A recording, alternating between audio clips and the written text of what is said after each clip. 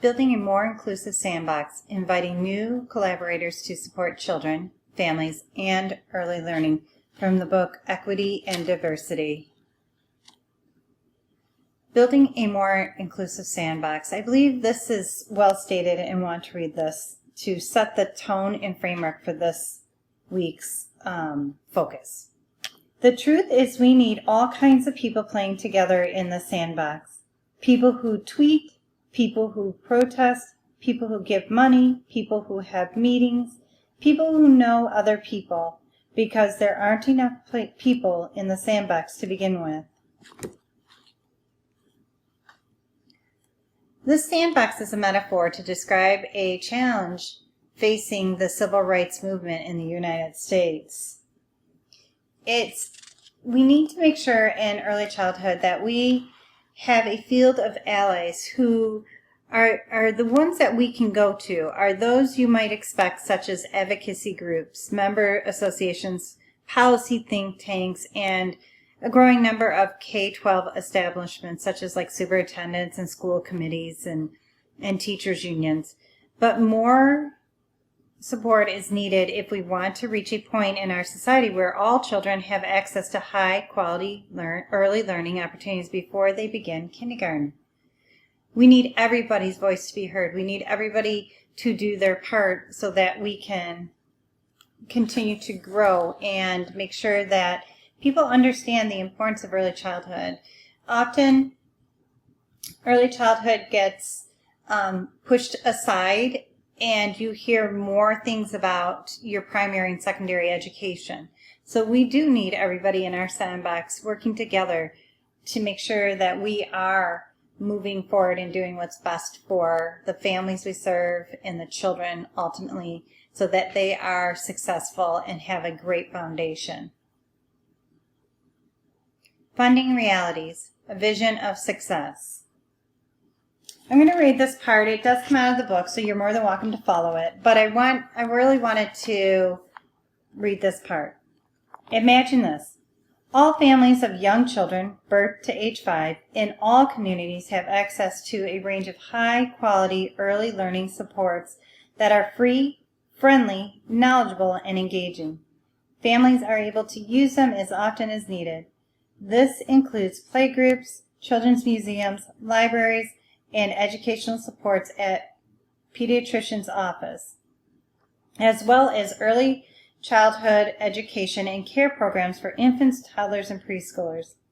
Identification of developmental delays and disabilities or other risk factors occurs as early as possible, followed by support and interventions for children who need them. Families raising young children don't feel isolated or alone. On the contrary, a vibrant social network connects them to each other and to early learning and health professionals in their community. When children enroll in kindergarten, they are happy, healthy, curious, thriving. They are ready and eager to keep learning.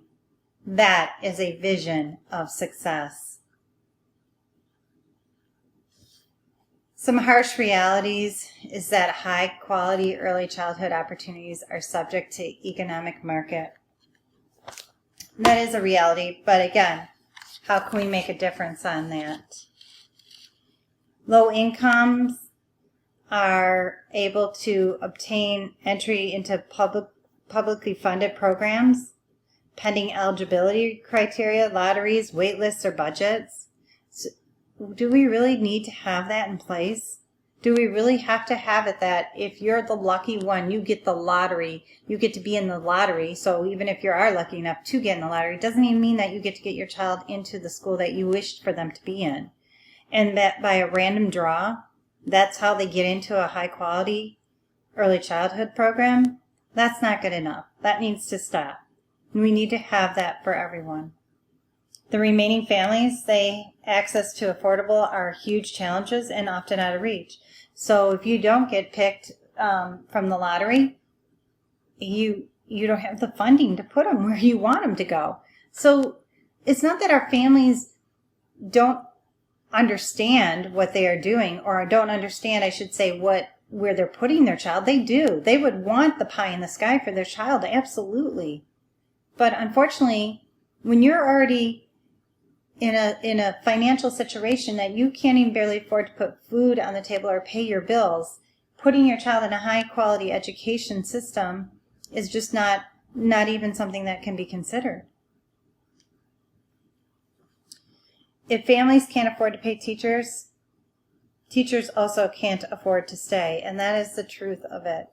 So how can these systems that have been put in place, how can we get them to change so that funding is different? The funding realities aren't so harsh. They're not so one-sided against people that are already having difficult situations.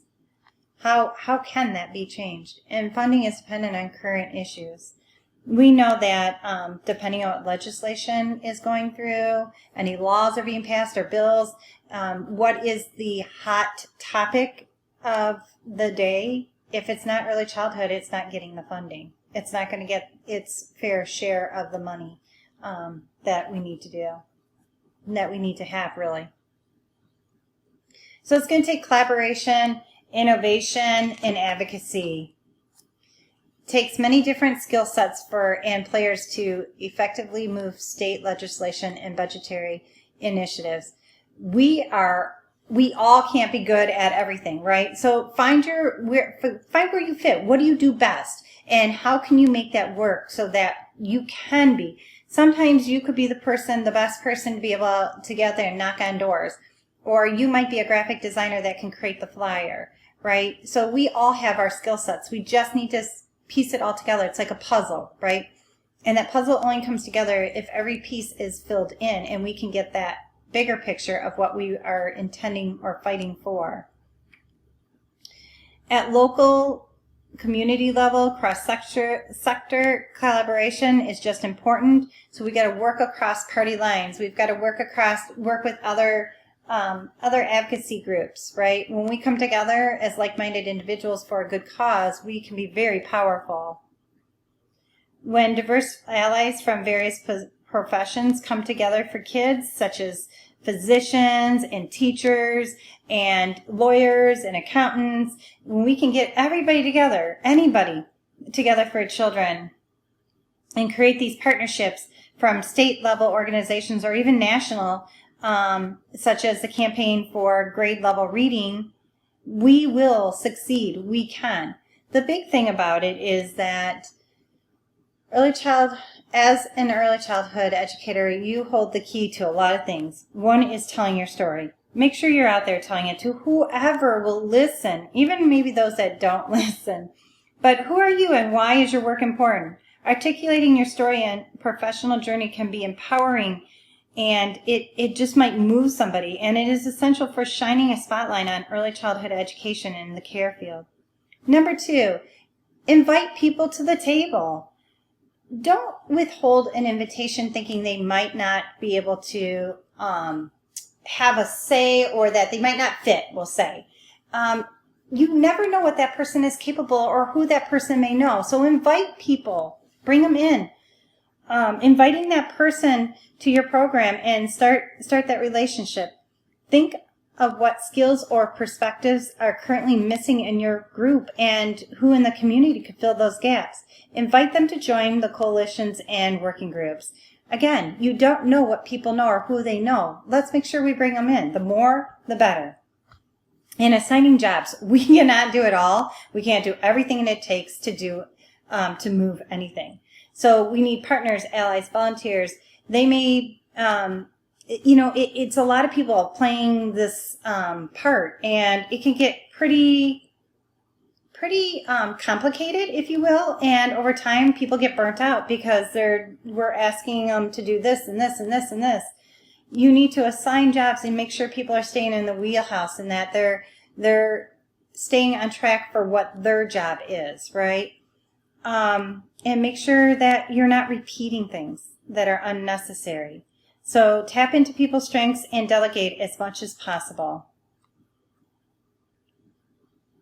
So, who is going to be in your sandbox? It's time to build your sandbox. When children come together in a sandbox, you see dynamic changes when friends play, cooperations, imaginative play, early scientific thinking, engagement, fun, creativity. You see it all. If you just sit back and watch children in a sandbox and see how they interact with one another, use that as a metaphor for building your own sandbox.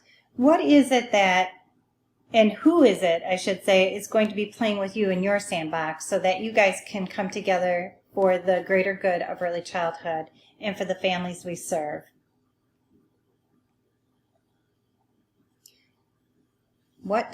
So I want for you to think about this. What does the early learning sandbox and collaboration and partnerships look like in your program and community?